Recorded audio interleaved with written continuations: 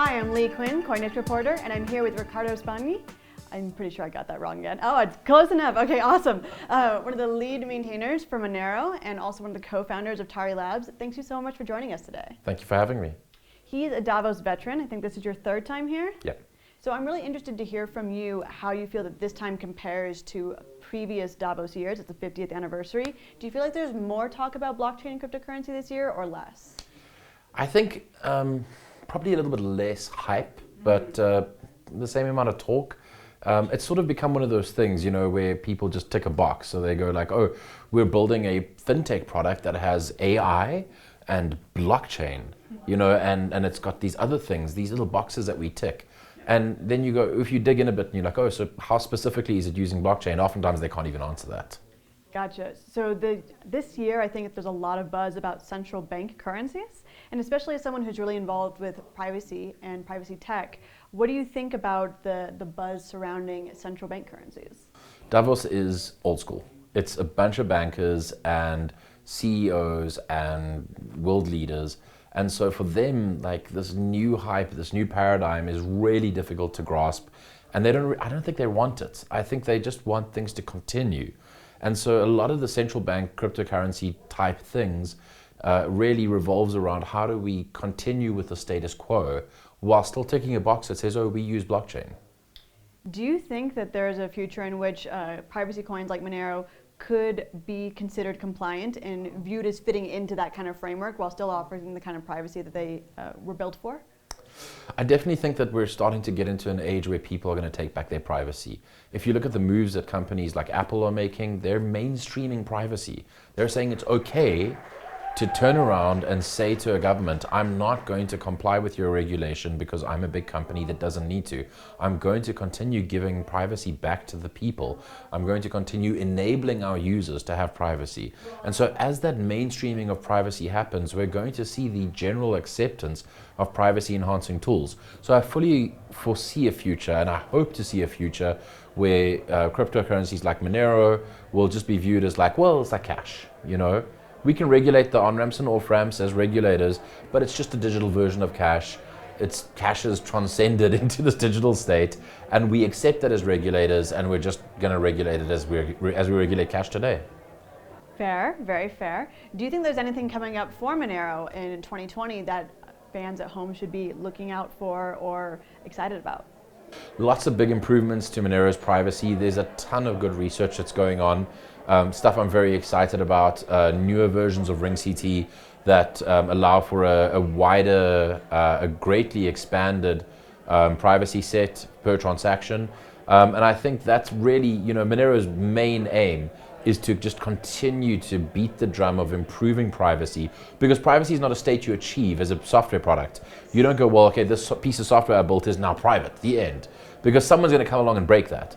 And so you're just constantly playing that cat and mouse game of, oh, we broke it ourselves, let's fix it. Or we suspect there might be a break, yeah, let's improve that. Or someone else came and broke it, and so let's fix it.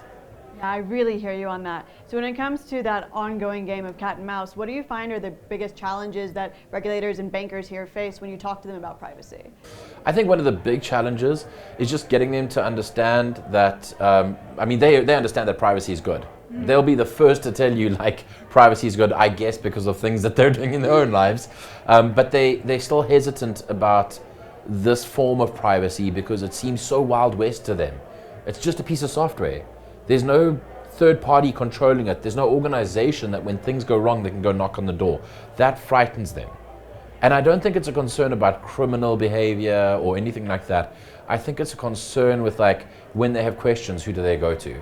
When they want to understand things, who do they go to?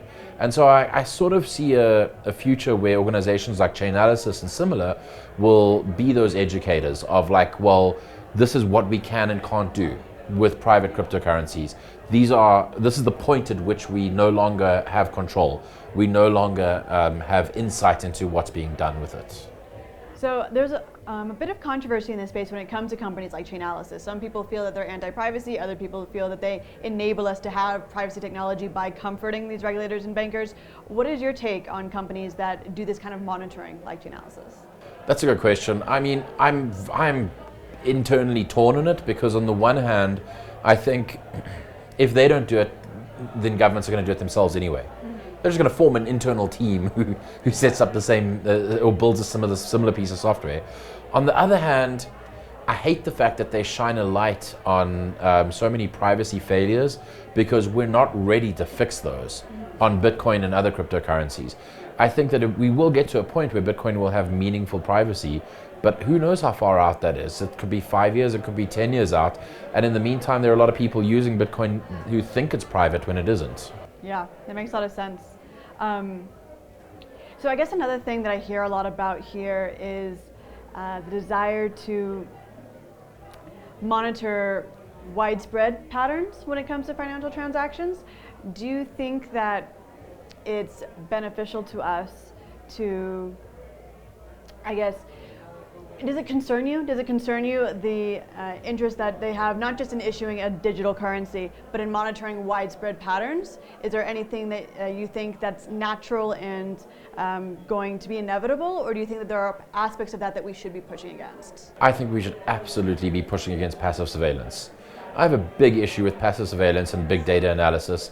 I think the idea that organizations gather just momentous amounts of data on us and then look for patterns, and we're somehow not going to be caught up in false positives and in like a dragnet that's supposed to figure out this type of person and that type of person is just ludicrous.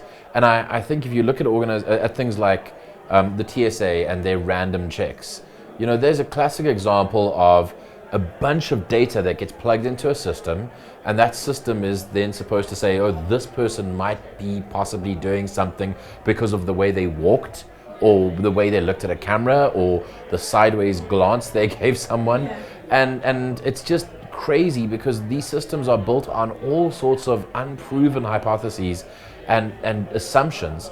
And so that's how it's going to go with a lot of this, like, you know, let's have a dragnet over financial data. We already have this problem with Facebook. Facebook is they've just got this plethora of data, and they're able to go like, oh, well, we can determine based on a handful of photos this person's sexual orientation. We can determine the way this person's going to vote. They can determine all sorts of things with a fair degree of accuracy. And that's frightening, but it's because they are the holder and purveyor of that data.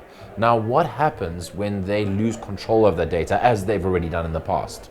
And that's really the one of the key issues as well, is that you can't trust an organization or a government to hold that amount of data.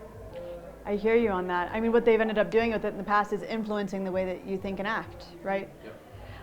So as somebody who's been here to Davos several times before, is there anything that you think that we should take away and keep in mind as we watch these announcements and these panels and talks between all these bankers and officials? Yeah, so I've noticed that over the past few years, a lot of stuff that happens at Davos is all talk, no action. You know, it's like going to G20 or going to a climate change conference. You know, it's all talk, no action. Let's be honest, people are going to continue mostly as they have been. There'll be a handful of people that will change, but we're pretty stubborn as far as humans go. We just want things to continue. And I think that we can be grateful that a lot of the stuff that is spoken of here doesn't actually end up seeing the light of day. A lot of projects that are prototyped and are constructed and designed here might end up getting fleshed out to some degree, but never really see fulfillment. And I'm really grateful for that. At the same time, one of the reasons, and in fact the only reason that I really come here is to meet people and to try and educate them on how the rug is getting pulled out from underneath them, even if they don't realize it right now. Awesome. Thank you so much for taking the time to join us. Thank you very much for having me.